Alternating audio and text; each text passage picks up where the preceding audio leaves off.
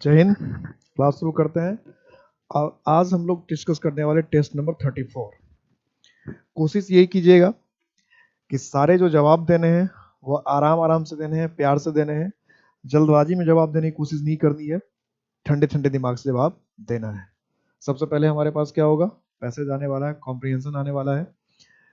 Comprehension के विषय में तो हम लोग पूरी बात पहले से कर रहे हैं। कॉम्प्रिहेंशन को छेड़ते नहीं और क्वेश्चन को छोड़ते नहीं। कॉम्प्रिहेंशन को छेड़ते नहीं और क्वेश्चन को छोड़ते नहीं। चलिए आ गया क्वेश्चन। पहला क्वेश्चन तो आसान है। पहला क्वेश्चन किस लिए आसान है भाई? क्योंकि ये वर्ड मीनिंग पूछ रहा है। अब फ्लैटरी का मीनिंग अगर आपको पता है तो कुछ करने की जरूरत ही नहीं। फ्लैटरी का अगर मीनिंग पता है तो, अब मीनिंग ही नहीं पता तो सीरियस इशू हो जाएगा। लेकिन अगर मीनिंग आपको पता है कि फ्लैटरी का मीनिंग क्या है तो फिर कोई दिक्कत आपको होने वाली नहीं है। फ्लैटरी तो फ्लैटरी का मतलब होता है चापलूसी। फ्लैटरी का मतलब क्या है? चापलूसी। ठीक है, साइकोफेंसी भी हम लोग इसके लिए यूज करते हैं। तो अब लिखा बीइंग एंटी सोशल, ये तो कोई मतलब insincere praise in order to please. किसी को प्लीज का मतलब क्या? खुश करना। और इनसिंसियर का मतलब जो जो अ, चालबाजी से किया गया हो, नौटंकी करने के लिए किया गया हो, लापरवाही से किया गया, उसको कहते हैं insincere. Claiming what is not, जो है ही नहीं उसका दावा करना। और बीइंग इमोरल आवर्स, तो अनैतिक होना। तो इसमें ये बात सी फ्लैटरी का मतलब होता है चापलूसी। चापलूसी करने का मतलब कि जानबूझकर वो बात बोलना किसी को खुश करने के लिए जो सच नहीं है। किसी को इंजीनियर की वो बात बोलना जो सच ही नहीं है, लेकिन मकसद क्या है कि सामने वाले को खुश करना है। तो हम ऐसी बात बोलते हैं देखिए जिससे वो खुश हो जाए। तो इसलिए इसका क्या हो जाएगा? सेकंड। Second answer. इसमें तो पैराग्राफ में जाने की जरूरत ही नहीं थी। Thrives in the passage means, देखो दूसरा वर्ड भी क्या है, ये तो पैसेज देखो कितना आसान हो गया। अब इसमें वर्ड मीनिंग बेस्ट हो गया। क्वेश्चन पूछ रहा है तो थ्राइव्स का मतलब वैसे ही होता है फलना फूलना बढ़ना विकसित होना। यही तो मीनिंग होता है कि थ्राइव का मतलब होता है किसी चीज का विकसित होना, डेवलप होना, ग्रो करना। यही मीनिंग है। तो ऐसा ही तो मीनिंग होगा। अब ये फिल्स मतलब क्या होगा? बढ़ना। प्रॉस्पर्स का मतलब क्या था? विकसित होना। प्रोवाइड का मतलब क्या है? देना। कलेक्ट का मतलब इकट्ठा करना। तो प्रॉस्पर्स होगा। प्रॉस्पर्स का मतलब क्या होता है? तरक्की करना, बढ़ना, ग्रो करना। तो थ्राइव्स, प्रॉस्पर, ग्रो करना, इमर्ज करना, बढ़ना, तरक्की करना। दो क्वेश्चन तो वर्ड मीनिंग से ऐसे भी पैराग्राफ होते हैं। तो कई तरह के पैराग्राफ हमने देख लिए। एक पैराग्राफ तो ऐसे देखा कि जिसमें कि ऑप्शंस ऐसे होते जो कॉमन सेंस से बन गए। कुछ पैराग्राफ ऐसे देखे कि भाई बिना पैराग्राफ पढ़े नहीं बनेगा, ऐसे भी पैराग्राफ आते हैं। अब आप जब एग्जाम देंगे तो आपकी किस्मत में कौन सा पैराग्राफ आएगा ये तो पता नहीं है। लेकिन मैक्सिमम जो पैराग्राफ, मैक्सिमम 80% टू 90% पैराग्राफ जो आया आया है वो ऐसा है कि जिसमें दो क्वेश्चन कम से कम ऐसा होता है जिसको आप कॉमन सेंस से बना सकते हैं, कभी कभी तीन भी। और ये पहला पैराग्राफ ऐसा आ रहा है कि इसमें दो क्वेश्चन डायरेक्ट वर्ड से पूछ रहा है। ऐसा पैराग्राफ अभी तक नहीं आया था कि दो दो क्वेश्चन सिर्फ वर्ड से पूछेगी। तो 3 या 4 क्वेश्चन पूछना रहता है उसको, उसमें दो क्वेश्चन वोकैब से पूछ ले तो पैराग्राफ पूछने की तो वैसे ही जब पढ़ने की जरूरत नहीं पड़ेगी। दो क्वेश्चन तो खत्म हो गए। फ्लैटरी कैन स्टेन द, और ये जो फ्लैटरी है ये स्टेन, स्टेन का मतलब क्या होता है? कलंक लगाना।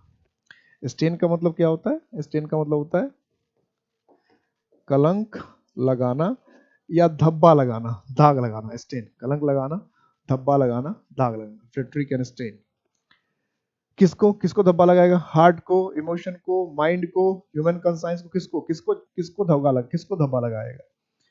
तो ये तो भाई पैराग्राफ में देखना पड़ेगा, क्योंकि ये तो धब्बा किसी को लगा सकता है। फ्लैटरी से इंसान के दिमाग पे भी असर पड़ता है। और सबसे मुझे लगता है कि अगर अब ये फ्लैटरी का जो सेंस है ये किसके लिए, ये भी देखना पड़ेगा कि फ्लैटरी जो कर रहा है क्या उसके अंतरात्मा की बात कर रहा है। जो चापलूस होता है उसका अंतरात्मा पे धब्बा लग देने, उसका अंतरात्मा ठीक नहीं तभी वो चापलूसी कर रहा है। या जो दूसरे की बात कर रहा है उसके लिए तो पैराग्राफ में जाना पड़ेगा। किसकी बात कर रहा है, किसको धक्का लगाएगा, किसको कलंक लगाएगा। जो सामने वाले की हम तारीफ कर रहे हैं उस पर की दिक्कत है कि भाई उसकी अगर हम झूठी तारीफ कर रहे हैं तो उस पर गलत प्रभाव पड़ेगा। उसको कुछ ऐसी चीजें समझ में आएगी जो है ही नहीं, तो उसके कैरेक्टर पर्सनालिटी में डिफरेंस आएगा। या जो व्यक्ति चापलूसी कर रहा है उसकी बात कर रहा है तो फिर पैराग्राफ में जाना पड़ेगा। तो ये एक ही क्वेश्चन के लिए पैराग्राफ में जाना पड़ेगा। तो चलेंगे, कोई बात नहीं है, चलेंगे पैराग्राफ में। चलिए, flattery means praising insincerely in order to please. तो पहले मीनिंग ही क्लियर किया हुआ है इसमें पहले में। Every flatterer says words in which he himself does not believe, यानी फ्लैटरर जो है वो ऐसी बात बोलता है जो उसमें खुद विश्वास नहीं करता फिर भी वो बोलता है। while flattering he is engineer to the man he is praising, और जिस and himself, वो जिस इंसान की तारीफ कर रहा है उसके प्रति भी इनसिंसियर, वफादार नहीं और अपने प्रति भी वफादार नहीं। इन डूइंग सो, ऐसा करने में, He does not mind if corrupts the mind of those whom he flatters. ये में करके जिसके दिमाग को करप्ट, तो अगर वह ऐसा करने में उसको इस बात से कोई मतलब, डज नॉट माइंड, इसको कोई फर्क नहीं, इफ ही करप्ट्स, कि क्या कर रहा है, वो करप्ट कर रहा है, धब्बा लगा रहा है, दाग लगा रहा है। जब माइंड्स आ गया जवाब, तीसरा का भी जवाब आ गया, माइंड्स आगे जाने की जरूरत नहीं है। माइंड ऑफ दोज हुम ही फ्लैटर्स, कि जिसको, मैं यही कह रहा कि किसकी बात कर रहा है, तो जिसको हम फ्लैटरिंग करते हैं उसके दिमाग, उसके पर्सनैलिटी में प्रॉब्लम आएगा, उनकी सोच खराब होगी ना, उसको उस चीज को मानना पड़ेगा, वो मानने लगेगा जो वो है ही नहीं, तो गलत चीज में विश्वास करने लगेगा। Flattery is immoral because it stains the human concern. अब देखो यहाँ पे दूसरी बात कर रहा है कि फ्लैटरी इज इमोरल, की अनैतिक है, बिकॉज इट स्टेन्स। अब स्टेन्स की वर्ड यहाँ कर रहा है, तो स्टेन्स, और ये स्टेन्स के साथ क्या कि अंतरात्मा, कि लोग के अंतरात्मा को भी ये धब्बा लगा सकता है। अब अंतरात्मा को धब्बा लगाने का मतलब क्या है, कि अगर हम किसी की चापलूसी कर रहे हैं, खुशामद कर रहे हैं, तो ये भी हो सकता है कि अगर उसको पता चल जाए कि हमारी चापलूसी कर रहा है, तो वो आपसे ऐसे काम भी करवा सकता है जो बिल्कुल गलत है, बिल्कुल अनैतिक है, क्योंकि उसको पता है आप अपना मतलब निकालना चाहते हैं। तो जब आप मतलब निकालना चाहते हैं तो आपका भी तो इस्तेमाल वो कर सकता है, उसको पता है कि आप चापलूसी कर रहे हैं, और जनरली पता चल ही जाता है। ऐसा नहीं कि कोई चापलूसी करता तो आपको पता नहीं चलता कि चापलूसी कर रहा है। तो ऐसे चापलूस आदमी का अंतरात्मा तो वैसे ही मरा हुआ, और आपको पता है कि ये अपना फायदा निकालने के लिए काम कर रहा है, इसको हम जो चाहेंगे वो कर लेगा। तो अंतरात्मा पर भी क्या करता है, ये असर कर सकता है। दिमाग पर्सनैलिटी भी खराब करता है, अंतरात्मा को भी खराब कर सकता है। तो सारे क्वेश्चन का जवाब तो मिलता ही जा रहा है। It creates a world of falsehood, एक झूठ की दुनिया बनाता है, thus an outrage of man's sense of decency, और लोगों की जो डिसेंसी है, भद्रता है, उसको क्या करता है, आउटरेज करता है, उसको गुस्से में बदलता है, उसको खराब करता है, बर्बाद करता है, गुस्से में परिणत करता है, बुरा कर देता है। एंड जेंटलमैनली बिहेवियर, जो जेंटलमैन की तरह हम लोग बिहेवियर करते हैं, उस पर भी असर। तो आगे जाने की जरूरत नहीं है, हमें तो क्वेश्चन बनाने से मतलब था, कहानी खत्म हो गई। तीनों क्वेश्चन के जवाब मिल गए। कितना लंबा पैराग्राफ खींचा था, और कितनी आसानी से बात बन गया। इसलिए पहले हमेशा मैं कहता हूं कि आप क्या करें, कि क्वेश्चन को जरूर पढ़ लें, कि किस क्वेश्चन पे हमें रुकना है, उसी क्वेश्चन का हिसाब से। हम पूरे पैराग्राफ हम पढ़ के करेंगे क्या, क्वेश्चन हमें 3 ही बनाना है, तो जहां जहां से कुछ, या 4 ही बनाना है या 5 बनाना है, तो जिस जो क्वेश्चन है वही तो रुके। पैराग्राफ का हर एक वर्ड जानने के लिए हम एग्जाम थोड़ी, हमें तो क्वेश्चन सॉल्व करने के लिए एग्जाम देना है। तो जब हम क्वेश्चन सॉल्व करने के, जहां से क्वेश्चन मिलेगा, यही बात समझ में नहीं आती, लोग नहीं, हम पैराग्राफ का एक एक वर्ड का मीनिंग क्यों जानेंगे भैया, पूरे पैराग्राफ को आप क्यों पढ़ेंगे। आपको 3 क्वेश्चन का जवाब देना चाहे, जहां से जवाब आ जाए, अपने आप जवाब बन जाए, या कम से कम पढ़ के बने। तो हमें सिर्फ ये दिमाग में रखना कि जब हम एग्जामिनेशन हॉल में बैठते हैं, कि हमें 20 क्वेश्चन पूछा है, हमें बस ये 20 क्वेश्चन सही करने हैं, और वो जैसे सही हो। ये नहीं कि वहां आपको देखना कि हमको एक एक पैराग्राफ का वर्ड समझ में आया, कि एक एक मीनिंग समझ में आया, ये सब मायने नहीं रखता है, इन सब बातों पर ध्यान नहीं रखना है। नेक्स्ट क्वेश्चन नेक्स्ट क्वेश्चन क्या है भाई, ये क्वेश्चन तो किस चैप्टर का है, पढ़ा रखा है, ध्यान देना, कि hardly had he left institute then it began to rain heavily, कि जैसे वह इंस्टीट्यूट से बाहर निकला तो बहुत तेज बारिश होने लगी। जैसे वो इंस्टीट्यूट से बाहर निकला तो बहुत तेज बारिश होने लगी। क्या करेंगे, hardly had he left institute then it began to rain heavily. Hardly had he left institute then it began to rain heavily. तो ये तो पेयर वाला वर्ड का है, साफ साफ पता चल गया। हार्डली के साथ क्या होता है पता रखा, पेयर। और ये भी पता रखा, कंजक्शन में सबसे ज्यादा प्रॉब्लम पेयर वाली ही आती है, किसी भी एग्जाम पेयर वाला ही पूछता है सीधा सीधा। तो हार्डली का पेयर क्या है भाई, व्हेन है, ये क्या लिख दिया, देन, मतलब किस पार्ट में गलती है, बी पार्ट में गलती है, ठीक है। देन की जगह क्या होना चाहिए, व्हेन। चलो next question, within an hours journey, कि 1 घंटे के जर्नी के अंदर, we will approach near Patna, कि हम पहुंच जाएंगे पटना। ये पटना का पी स्मॉल नहीं होगा, कैपिटल होगा, कि प्रॉपर नाउन हमेशा कैपिटल से लिखते हैं, ठीक है। कि 1 घंटे के यात्रा के अंदर हम लोग पटना पहुंच जाएंगे, यानी 1 घंटा लगेगा हमें पटना पहुंचने में, ये कहते हैं, या 1 घंटे के अंदर अंदर हम लोग पटना पहुंच जाएंगे। तो एरर मिला क्या, मिल रहा है एरर।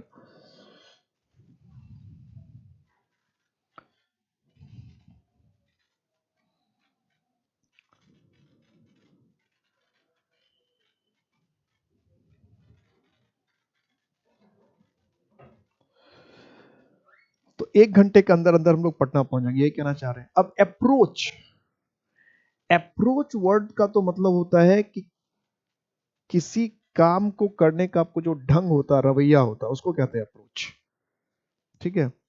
तो यहाँ पटना पहुंचने वाले हैं, पटना पहुंचते, तो अप्रोच और फिर नियर, तो ये दोनों वर्ड की यहाँ मुझे लगता है इससे ज्यादा कोई आवश्यकता है। रीच पटना ऐसा होना चाहिए कि हम लोग 1 घंटे के अंदर पटना पहुंच जाएंगे। 1 घंटे की यात्रा लगेगा, 1 घंटे का समय लगेगा। वैसे यहाँ जर्नी वर्ड भी बहुत अच्छा नहीं था, पूरे सेंटेंस में बकवास ही कर रखा है।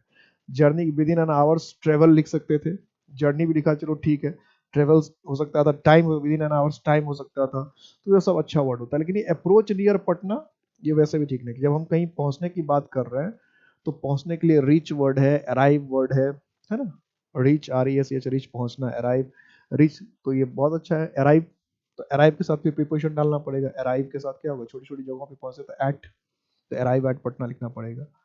तो रिच ज्यादा बेहतर है कि हम लोग रिच पटना पहुंच जाएंगे। ठीक है, रिच ज्यादा बेहतर वर्ड है।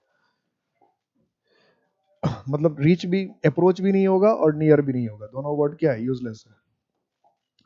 We must get this letter send as soon as possible, ये क्या हो गया, पॉजिटिव वर्ब हो गया कि हमें ये चिट्ठी जितनी जल्दी है उतनी पहुंचानी है। तो इसमें सिंपल सा रूल क्या होता है, पहले आप बताओ फिर मैं बताता हूँ।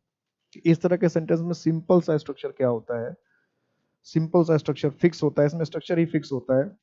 ये ग्रामर का कोई स्ट्रिक्ट पॉइंट नहीं है, स्ट्रक्चर ही फिक्स है कि जब आप कोई काम करते नहीं किसी और से करवाते हैं, जब कोई काम आप करते नहीं किसी और से करवाते हैं तो उसका सीधा स्ट्रक्चर होता है कि गेट होता है, और गेट के बाद क्या होता है कि जो भी ऑब्जेक्ट लिखते हैं, जब आप खुद काम करते नहीं तो ये ध्यान रखिएगा, गेट लिखते हैं, गेट के बाद ऑब्जेक्ट लिखते हैं जिससे भी आप काम करवाते हैं जिसको, और उसके बाद जो भी वर्ब होता है उसका सीधा थर्ड फॉर्म लिखते हैं, ये ध्यान रखिएगा। गेट प्लस जो भी ऑब्जेक्ट है, जैसे I will get you killed, कि मैं तुम्हें मरवा दूंगा। I will get you killed, I will get you kidnapped, या I am getting him kidnapped, कि मैं उसका अपहरण करवा रहा हूँ। I am getting the letter typed, कि मैं चिट्ठी टाइप करवा रहा हूँ। तो ये स्ट्रक्चर ही फिक्स होता है, gate plus object plus V3। तो यहाँ इसका मतलब क्या है, सेंड की जगह क्या होगा, सेंड। इसका मतलब कोई काम आपने खुद किया नहीं है, किसी और से करवाया है। Choose the word opposite the meaning of to the given word. Predilection, और ढूंढना हमें क्या है, अपोजिट। प्रेडिलेक्शन अपोजिट ढूंढना है। तो प्रेडिलेक्शन का पहले मीनिंग पता है। प्रेडिलेक्शन वैसे ऐसा वर्ड है जो आपको स्पेलिंग करेक्शन में भी कई बार आया हुआ है। प्रेडिलेक्शन ऐसा वर्ड है कि जो स्पेलिंग करेक्शन में भी आ जाता है, प्रेडिलेक्शन। तो प्रेडिलेक्शन का मतलब होता है किसी चीज के प्रति लगाव। प्रेडिलेक्शन का मतलब क्या है, किसी चीज के प्रति लगाव या पक्षपात, यानी इतना ज्यादा लगाव किसी चीज के प्रति हो कि आप उसको पक्षपात भी कह सकते हैं। तो किसी चीज के प्रति अगर बहुत ज्यादा आपको लगाव है या किसी चीज के प्रति आप ज्यादा पक्षपात कर रहे हैं, किस लगाव दिखा रहे हैं, तो उसको प्रेडिक्शन कहते हैं। तो फिर अट्रैक्शन तो क्या हो गया, सिनोनिम से हो गया, सिमिलर मीनिंग जैसा हुआ, ये तो कट जाएगा। एक्सेप्टेंस मतलब वही हुआ स्वीकृति, किसी चीज से हमको लगाव होगा तो उसको स्वीकार भी कर लेंगे, मान भी लेंगे, तो ये तो मीनिंग एक जैसा ही हो गया। तो किसी चीज के प्रति लगाव, किसी चीज के प्रति मोह, किसी चीज के प्रति बहुत ज्यादा पसंद, ये सब इसका सिनोनिम्स है। तो इसका मतलब एंटोनिम्स क्या होगा, डिसलाइक, अपोजिट बात डिसलाइक, नापसंद, नफरत, घृणा। पसंद का उल्टा तो नापसंद ही होगा, नफरत या घृणा ही होगा।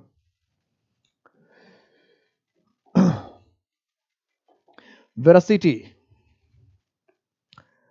वेरासिटी क्या ढूंढना भाई, सिनोनिम्स। वेरासिटी का ढूंढना है सिनोनिम्स, क्या होगा, सिनोनिम्स, वेरासिटी, सिनोनिम्स, वेरासिटी का सिनोनिम्स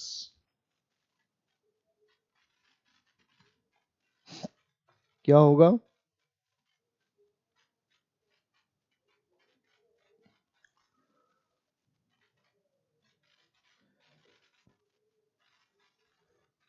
वेरासिटी, वेरासिटी मिला। चलो, लॉयल्टी का मतलब क्या होता है, निष्ठा, लगाव, वफादारी। विजडम का मतलब क्या होता है, समझदारी। फ्रीडम का मतलब क्या होता है, आजादी। और ट्रूथ का मतलब क्या होता है, सच्चाई। सारे वर्ड है। तो वेरासिटी का मतलब होता है सच्चाई। क्या होता है, सच्चाई या सत्य, किसी की सच्चाई। तो हमें ढूंढना था सिनोनिम्स, तो सिंपल सा क्या हो गया, ट्रूथ। यही आसान सा वर्ड था, कोई डिफिकल्ट नहीं था। तो यही होगा मेरे ख्याल। हालांकि कुछ बच्चे इसमें लॉयल्टी में कंफ्यूज कर जाते, तो वेरासिटी का मतलब होता है सच्चाई, सत्यता, तो सत्यता या सच्चाई। तो वेरासिटी मतलब ट्रुथ। और लॉयल्टी का मतलब क्या, वफादारी। उससे वफादारी सच्चाई थोड़ा सा लगता है मिलता जुलता वर्ड है, लेकिन सच्चाई फिर सच्चाई है, वफादारी क्योंकि सच जो होता है, वफादार अगर किसी के प्रति हैं आप, तो झूठ के प्रति भी वफादार लोग रहते हैं। जैसे मेघनाथ था तो रावण के प्रति वफादार था, रावण तो सही नहीं था। तो सच्चाई अलग चीज हो गया और वफादारी में थोड़ा सा डिफरेंट है। वफादार हम किसी के प्रति हो सकते हैं। कर्ण दुर्योधन के प्रति वफादार था, तो लेकिन सच के साथ तो नहीं था वो। Find correctly spelled word. Tranquillity word तो भाई कई बार स्पेलिंग करेक्शन में आ गया, जिसका ध्यान रखना, कई बार आ चुका। ट्रैंक्विलिटी का मतलब क्या था? शांति, नीरवता। ट्रैंक्विलिटी का मतलब क्या होता है भाई? शांति या नीरवता, एकदम शांति, नीरवता, स्थिरता। क्या करें, कई बार आ चुका है ट्रैंक्विलिटी। ये तो समझ ही गए होंगे आप, इतना तो आपको पता ही होगा कि दूसरा और तीसरा और चौथा तो नहीं होगा। इसी में कंफ्यूजन होगी, पहली और दूसरी में। तो कुछ लोग क्या करते हैं, ट्रैंक्विलिटी में डबल एल वाला करके चले जाते हैं। तो डबल एल नहीं होता ट्रैंक्विलिटी में, डबल एल नहीं है। क्या है? सिंगल एल है। क्या? Single, tranquillity single L. ठीक है, tranquillity single L. Next, an indirect reference. An indirect reference. Indirect reference का मतलब क्या है? कि मतलब अप्रत्यक्ष रूप से सजेशन ढूंढना। क्या? One word substitution. क्या करना है? One word substitution, indirect reference. आवाज में चेक करता रहता हूँ क्योंकि कई क्लासेस में, ढेर सारी क्लासेस एक साथ चलती है, तो आवाज का कोई भरोसा नहीं रहता, कभी गायब हो जाए। तो एन इनडायरेक्ट रेफरेंस। तो रिमार्क्स का मतलब कथन ही तो पता है लोग, सीधा सीधा। एसाइड, एसाइड का मतलब क्या होता है? बगल में, किनारे में कह सकते हैं। सजेशन मतलब होता है सलाह। तो इसमें क्या होगा करेक्ट? इनएंडो। ये इनएंडो वर्ड जो है, ये स्पेलिंग करेक्शन में पूछा, वन वर्ड सब्स्टिट्यूशन में तो जब ये पूछा सो पूछा, ये स्पेलिंग करेक्शन में पूछता है। तो अप्रत्यक्ष रूप से अगर किसी चीज को हम संकेत करते हैं, अप्रत्यक्ष रूप से अगर कोई चीज हम बताते हैं, तो उसको इन्यूएंडो कहते हैं। क्या कहते हैं? इन्यूएंडो। अप्रत्यक्ष रूप से किसी चीज को बताना, अप्रत्यक्ष। ठीक है, इनडायरेक्ट रेफरेंस। चलो नेक्स्ट क्वेश्चन की तरफ चलते हैं। योमेंस सर्विस। क्या है? योमेंस सर्विस। ये तो कई बार पूछा हुआ वर्ड है, टेस्ट में भी इससे पहले आया हो, तो ये तो आप फटाफट बता देंगे, मुझे पक्का यकीन है, देखते ही बता दिया होगा, आंसर टिक कर दिया होगा आपने, क्योंकि इससे पहले भी आ चुका है। और ये ऐसे वर्ड है जो कई सबको पता रहता है, ह्यूमन सर, क्योंकि इतनी बार ये एग्जाम में पूछा है, हर एक एग्जाम में लगभग पूछ चुका है, हर एक एग्जाम। तो क्या होगा? एक्सलेंट वर्क, एक्सलेंट वर्क, बेहतरीन काम। Next, she said how ugly I took in this dress. Oh my god. हाय, हाउ अगली, कि कितनी बुरी मैं लगती हूँ। सी है ना, लुक क्या होना चाहिए? Look, how ugly I look in this dress, इस ड्रेस में मैं कितनी बुरी दिखती हूँ। लड़कियों को ज्यादा शौक रहता है अच्छी दिखने का, उसे लड़कों का भी रहता है, लेकिन जितने लड़कियों में होता है उतना लड़कों में नहीं होता। She said how ugly I look in this dress. जब ड्रेस को वेयर करने को 4-5 लोग से जरूर पूछ लेंगे कैसी लगती है, कैसी ड्रेस है, क्या है, नहीं है ना। तो शी सेड हाउ अगली she was looking in this dress, इसमें तो टेंस ही बदल गया, और नरेशन में तो टेंस बदलता है, लेकिन ऐसे टेंस नहीं बदलता है। तो ये जिस हिसाब से टेंस बदला, उसके हिसाब से पहला ऑप्शन खत्म। और दूसरी बात, हाउ का इस्तेमाल आप इस तरह से नहीं कर सकते, क्योंकि ये मार्क ऑफ क्या है? एक्सक्लेमेशन है, क्वेश्चन मार्क तो है नहीं, क्वेश्चन तो पूछ नहीं रही है, इसका मतलब आश्चर्य कर रही है। आश्चर्य कर रही है, इसका मतलब क्या दिखाना चाह रही है? कि वो ड्रेस जो है उसको पसंद नहीं आ रहा है, ड्रेस में वो बहुत खराब दिख रही है। ये कहना चाह रही है कि जो भी ड्रेस उसने खरीदा उसमें वो खराब दिख रही है, अच्छी नहीं दिख रही है, बुरी सी दिख रही है। तो फिर यह मार्कअप क्वेश्चन तो है नहीं कि हाउ को रहने दे, ये तो एक्सक्लेमेटरी वाली बात है, तो हाउ तो वैसे भी नहीं आना चाहिए, और एक्सक्लेम भी नहीं लिखा इसमें, चलो एक्सक्लेम लिखा, लेकिन फिर देखो इसमें क्या कर दिया, हाउ लिख दिया। तो ये हाउ, और यहाँ एक्सक्लेमेटरी सेंटेंस में तो इस तरह के वर्ड्स यूज ही नहीं कर सकते थे। ये भी क्या मैंने क्या पता रखा है कि जो भी एक्सक्लेमेटरी सेंटेंस को पॉजिटिव बनाइए, अगर कोई कह रहा है कि हाउ अगली आई लुक, इसका मतलब आई लुक वेरी अगली, तो पहले उसका मीनिंग पॉजिटिव बनाना पड़ता है। ठीक है, हाउ बैड, तो मतलब it is bad. What a man, तो मतलब he is a good man या he is a bad man. तो जो भी एक्सक्लेमेटरी सेंटेंस होता है उसका मैंने क्या बताया था, पहले पॉजिटिव सेंटेंस बनाया। तो इसका पॉजिटिव सेंटेंस क्या बनेगा? How ugly I look in this dress, कि मैं कितनी बुरी लगती हूँ इस dress, I look very ugly in this dress, या this dress is very ugly for me. तो ये दोनों कहानी का, ये भी वही बात होगी, ये भी कहानी खत्म, इसमें भी हाउ लिखी दी है, और एक्सप्रेस के साथ कुछ लिख ही नहीं रही है, तो एक्सप्रेस, सॉरो, सरप्राइज कुछ तो लिखना चाहिए। तो she exclaim that she looked very ugly in that dress, इसका मतलब परफेक्ट ऑप्शन क्या हो गया? डी हो गया। ये बना दिया सेंटेंस कि वो उस ड्रेस में बहुत बुरी लग रही थी। D option. आपका भी यही ऑप्शन होगा, थोड़ा सा मैंने एक्सप्लेन कर दिया, सबका यही ऑप्शन होना चाहिए। चलो नेक्स्ट क्वेश्चन पे चलते हैं। Who can question Gandhi's integrity? Integrity का मतलब क्या होता है? अखंडता या पवित्रता। अखंडता या पवित्रता। तो who can question Gandhi's integrity? Gandhi की अखंडता को कौन क्वेश्चन कर सकता है? भाई मैं कर सकता हूँ, मैं करता हूँ, हमेशा करता हूँ, और करे ना करे। वैसे इसका सेंस ये होगा कि गांधी की अखंडता पवित्रता को कोई क्वेश्चन नहीं कर सकता, लेकिन क्वेश्चनेबल है। क्वेश्चनेबल इसलिए है भाई, आप भी क्वेश्चन कर सकते हैं कि भगत सिंह हमारे थे, चंद्रशेखर आजाद थे, उनको 10 साल 15 साल में समझ में आ गया कि अंग्रेज खराब है, अंग्रेज बुरे हैं, और उसके विरुद्ध लड़ना शुरू कर दिया। और महात्मा गांधी को 49 साल की उम्र में यह समझ में आया कि अंग्रेज बुरे हैं। पैदा हुए 1869 में, और अंग्रेजों के खिलाफ काम करना कब से होगा? 1917 में। 50 साल से क्या कर रहे थे? 50, वो भी जब ट्रेन से उनको फेंका गया। इसका मतलब सपोज करो कि उनको ट्रेन से फेंका नहीं गया होता तो महात्मा गांधी होते क्या? तो मतलब उनको जब पर्सनली प्रॉब्लम हुआ तब उनको लगा। देश के प्रॉब्लम से वो दुखी नहीं थे, देश के लोगों के साथ क्या हो रहा है उससे उसको मतलब नहीं था। जब उनको अपना प्रॉब्लम हुआ तब समझ में आया गया। तो इसलिए इंटेग्रिटी पर तो सवाल उठता ही है। Who can question Gandhi integrity? Gandhi की अखंडता को कौन क्वेश्चन कर? लेकिन हमें तो कुछ सेंटेंस बनाना है, तो क्या करना है कि by whom Gandhi integrity can be question? By whom?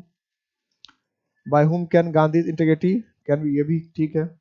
Gandhi can be question by whom. तीसरा तो बिल्कुल गलत है, तीसरा का तो कोई सेंस ही नहीं बन पा रहा है। ठीक है, तीसरे की कहानी खत्म। Who could have question Gandhi integrity? Who could have, ये तो फिर हेल्पिंग वर्ब ही बदल दिया, तो कहानी क्या खत्म हो गई, ये भी नहीं बनना है। तो बचा क्या? By whom can Gandhi's integrity be question? तो पहले और दूसरे में से एक बनना है। पहले में क्या खराबी है कि इसमें हेल्पिंग वर्ब पहले नहीं किया। तो चूंकि बनाना है वॉइस, तो वॉइस में हम क्या करते हैं? अफर्मेटिव स्ट्रक्चर यूज नहीं करते हैं। वॉइस में क्या कि इंट्रोगेटिव है तो इसका इंट्रोगेटिव ही बनेगा, यही तो रूल है।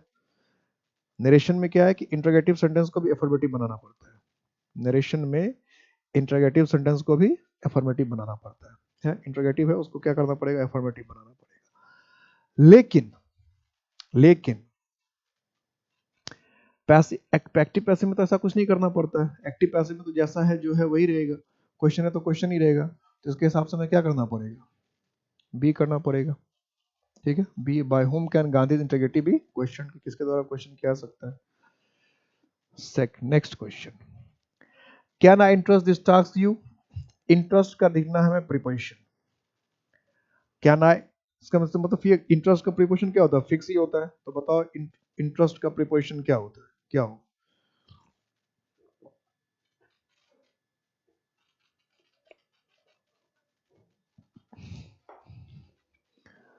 Can I interest this task you? कि मतलब क्या, मैं क्या इस काम को तुम्हें सौंप सकता हूं? क्या, या ऐसे कह सकते क्या मैं इस काम को तुम्हारे भरोसे छोड़ सकता हूं? क्या इस काम को मैं तुम्हारे भरोसे छोड़ सकता हूं? यही कहने का सेंस है ना, क्या मैं इस काम को तुम्हारे भरोसे छोड़ सकता हूं? तो can I interest this task, और इंटरेस्ट का प्रीपोजिशन क्या है? विद। फिक्स प्रीपोजिशन होता है, इसमें तो कोई चेंज की बात ही नहीं है। क्या इंटरेस्ट का प्रीपोजिशन क्या है? विद। क्या करना है? विद। तो ये पार्ट हो गया। इंटरेस्ट का प्रीपोजिशन क्या है? विद। इंटरेस्ट का प्रीपोजिशन विद। इंटरेस्ट का मतलब क्या? भरोसा करना, किसी को सौंपना, किसी को देना। इंटरेस्ट। आई एम ग्रेटफुल, ये भी प्रीपोजिशन ही है, ये भी प्रीपोजिशन ही है। तो ये भी फिक्स प्रीपोजिशन का क्वेश्चन है। फिक्स प्रीपोजिशन में ये सब मैक्सिमम वर्ड्स मैंने करवा रखे हैं इसमें से, या जो वर्ड करवा रखे हैं 400-500 वर्ड्स उसी में से आने रहते हैं। तो 400-500 वर्ड्स याद है तो आपको क्वेश्चन देखते ही बनना है। तो आई एम ग्रेटफुल, ग्रेटफुल का प्रीपोजिशन क्या है? याद ही होगा। क्या याद है भाई? तो ग्रेटफुल का प्रीपोजिशन क्या है? टू। क्या है? To. I am grateful to him.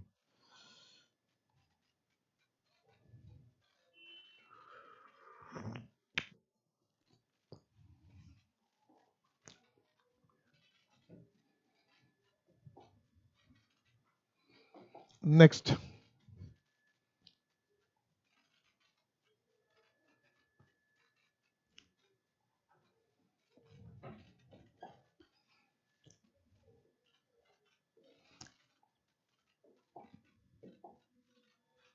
आई, जिस आई का मतलब मैं होता है वो हमेशा कैपिटल होता है। जैसे यहाँ आई का मतलब मैं है तो उसको कैपिटल लिखना पड़ेगा। आई का मतलब अगर मैं है तो कैपिटल ही होता है। ठीक है, बनाओ। कंडीशनल सेंटेंस का क्वेश्चन हो गया, पढ़ा दिया है conditional sentence. If I had worked hard I very high marks in the had worked hard. तो हैड के साथ क्या है, V3 है। तो कंडीशनल सेंटेंस में आप पढ़ रखे हैं कि हैड के साथ V3 है, तो आगे क्या हो सकता है, would have, might have, could have, should have. तो वुड हैव इसमें एक ही है, एक ही ऑप्शन है।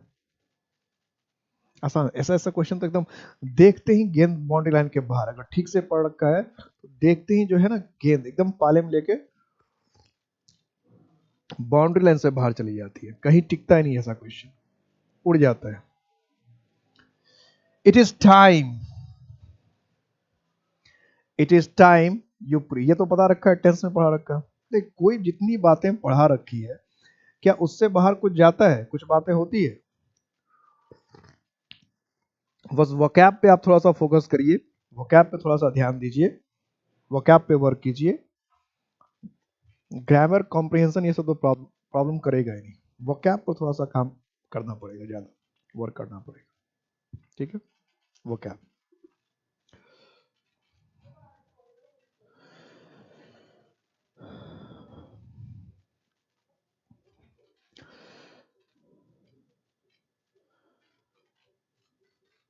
तो इट इज टाइम के साथ क्या बताया था कि यस, इट इज टाइम का इस्तेमाल हम करते हैं किसी को सजेस्ट करने के लिए, सलाह देने के लिए। और इट इज टाइम के बाद सब, इट इज टाइम के बाद सब्जेक्ट प्लस V2, तो क्या होगा, it is time you, subject तो यहाँ है ही, सब्जेक्ट तो यहाँ हमारे पास है ही, क्या होना चाहिए था, V2 played. It is time you played cricket, कि यही वक्त है कि तुम्हें क्रिकेट खेलना चाहिए। क्या मतलब हो गया इसका, कि यही वक्त है कि तुम्हें क्रिकेट खेलना चाहिए, तुम्हारे लिए क्रिकेट खेलने का यही वक्त है, तुम्हारे लिए क्रिकेट खेलने का यही वक्त है। My younger brother is good, ये भी प्रीपोजिशन का ही क्वेश्चन है, ये तो नॉर्मल प्रीपोजिशन का यूज है कि पढ़ाई लिखाई में अच्छा है। My younger brother is good, कि मेरा छोटा भाई जो है पढ़ाई लिखाई में अच्छा है। My younger brother is good, क्या करना पड़ेगा, क्या लिखना पड़ेगा, क्या,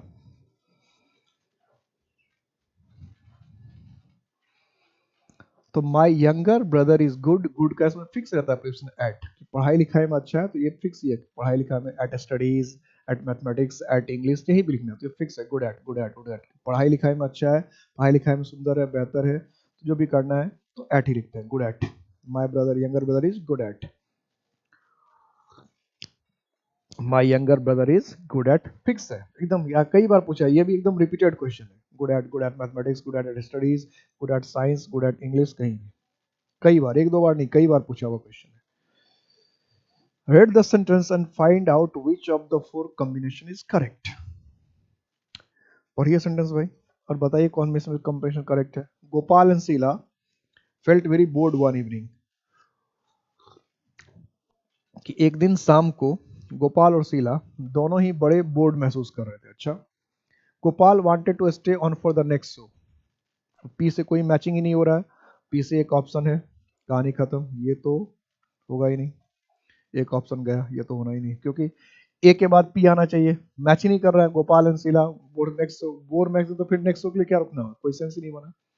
सो दे स्टार्टेड टू गो, ये क्यों से हो सकता है, क्यों से हो सकता है कि Gopal and Sheela field very bored warming, कि एक शाम को गोपाल और शीला जो बड़े बोर, बड़े निराश फील कर रहे थे, तो इसलिए so decided to go to the cinema, इसलिए उन्होंने सिनेमा जाने का निर्णय लिया। तो क्यों से हो सकता है। अब मजेदार बात क्या है कि क्यों से एक ही ऑप्शन है, अब क्यों से एक ही ऑप्शन है, इसका मतलब अब तो एक ही तरीका है कि भाई बन गया आंसर हमारा, भाग भी सकते हो। तो अगर आप रिस्क लेना चाहते हो रिस्क लीजिए, भाग सकते हैं, इसमें कोई दिक्कत नहीं, लेकिन इतनी जल्दी नहीं भागना चाहिए, इतनी जल्दी नहीं भागना चाहिए। एक बार हमें एस से ही बना के देख लेना है, ये तो ऐसे तो क्लियर हो गया क्यू से बन जाएगा, लेकिन एग्जाम में तो इतना टाइम रहता है, इतनी हड़बड़ी करने की क्या जरूरत है, तो एक बार थोड़ा सा श्योर हो लेते हैं कि और कोई बात भी है। वैसे हो आंसर यही होना चाहिए, लग जैसा सेंटेंस बन रहा है उसके हिसाब से, लेकिन इसको एस से भी चेक कर लीजिए, एक एक ही ऑप्शन तो चेक करना है, अगर ये नहीं होगा तो ये भी नहीं होगा। एस क्या कह रहा है कि Gopal and Sheela felt very bored one evening, कि एक शाम को गोपाल और शीला बहुत बोर महसूस कर रहे थे। One on the way there was a traffic jam, तो अभी तो बोर शाम को कर रहे थे और रास्ते में ट्रैफिक जाम हो गया, कोई सेंस बन रहा है क्या, अभी तो बोर महसूस क्यों कर रहे थे? बोर महसूस कर रहे थे शाम को। और ये कह रहा ऑन द वे, अभी जाने की तो कोई बात नहीं, इस वर्ड से पता चला on the way there was a traffic, तो कोई बात जमी नहीं। फिर भी अगर मान लो जम भी रहा है तो एक बार इसको ही पढ़ो क्यू के बाद कि so they decided to go to cinema as on the way there was a traffic jam, कि रास्ते में क्या सिनेमा के चले गए, रास्ते में ट्रैफिक जाम हो गया। Are they reach the theatre in time for the interval, और कहाँ पहुंचे, किस समय पहुंचे, तो भाई इंटरवल के टाइम में पहुंचे।